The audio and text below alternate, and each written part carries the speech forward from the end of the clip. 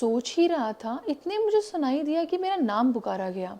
France को MML ने बुलाया और कहा रूल ऑफ पार्टिसिपल सुनाओ।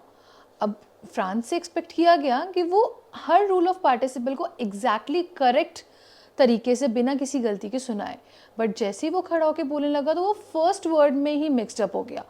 अब वो बहुत डरा हुआ था, उसको इतनी हिम्मत भी नहीं हो रही थी कि वो ऊपर देख सके, वो आंखें नीचे करे खड़ा था।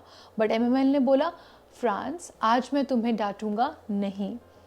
मैं जानता हूँ तुम बहुत बुरा फील कर रहे हो अपने आप में ही, तो मैं तुम्हें नहीं डांटूंगा। एक्चुअली ये तुम्हारी ही गलती नहीं, ये पूरे अल्सासे की गलती है। अल्सासे हर चीज़ को कल पे छोड़ देती है। हम हमेशा कहते हैं ना, कल कर लेंगे कल कर लेंगे, अभी तो बहुत वक्त है, और देखो वक्त कैसे ख़त्म हो जाता है। यहाँ गलती सिर्फ तुम्हारी ही नहीं है।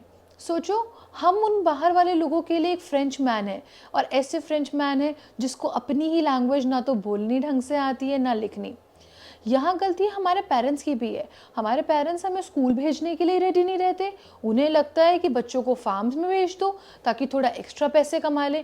और मैं भी तो गलत हूँ ना, मैं कभी तुम्हें अपने प्लांट्स को फ्लावर्स को पानी देने के लिए भेज देता था, और जब भी मुझे फिशिंग पे जाने का मन करता था तो मैं तुम्हें हॉलीडे देता था।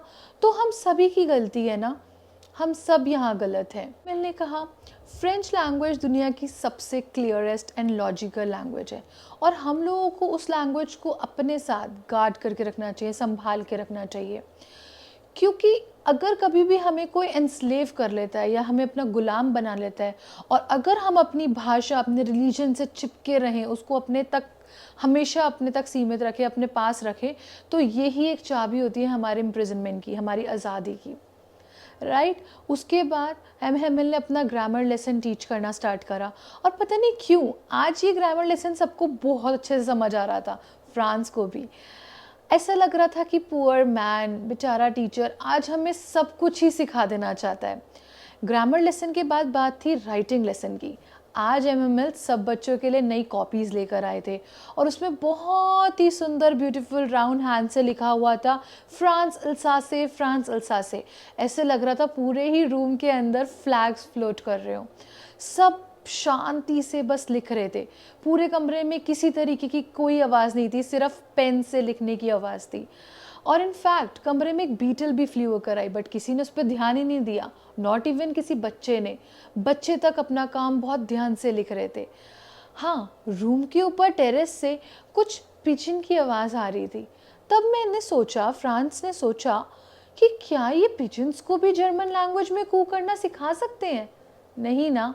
एमएमएल एक एक करके हर चीज़ को बड़ी ध्यान से देख रहे थे, जैसे कि वो अपनी 40 साल की इस सर्विस को याद कर रहे हो और आखिरी बार सारी यादों को समेट लेना चाहते हो।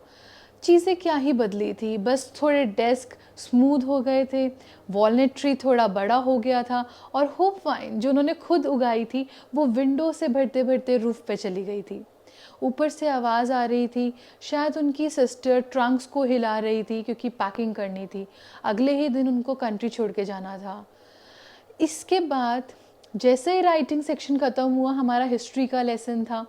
हिस्ट्री के लेसन के बाद बेबीज़ ने अपना बा बेबी चैंट करना शुरू कर दिया, और उसके बाद ओल्ड हॉजर ने अपना ओल्ड प्राइमर हाथों में पकड़े हुए रीडिंग करना स्टार्ट किया। जैसे वो रीड कर रहे थे ऐसा लग रहा था वो रो रहे हैं, क्योंकि उनकी आवाज़ में वो एक ट्रेम्बल, एक यू नो आवाज़ में एक ऐसा टोन था जिसकी वजह से समझ आ रहा था कि वो रो रहे हैं। वो थोड़ा फ़नी भी था, हम हंसना भी चाहते थे, रोना भी चाहते थे। ओह, द लास्ट लेसन जो सब ने वहाँ फेस किया। एमएमएल कुछ कहना चाहते थे, बट पता नहीं क्या कुछ चोक हो गया, वो बोल नहीं पाए, बस टर्न हुए और ब्लैक बोर्ड पे बड़ा बड़ा लिख दिया, लिव लॉन्ग फ्रांस। और उन्होंने हमें एक जेस्टर से जाने को कहा कि फ्रेंड्स, बच्चों, ये हमारा एक लास्ट लेसन है। And the lesson got over. I hope ये चैप्टर बहुत अच्छे से समझ में आया। इसकी detail video with notes and important points भी मैं अपलोड करने वाली हूँ। This was just a summary animation for you, और इसी तरीके की और वीडियोज़ के लिए please subscribe for me. Thank you.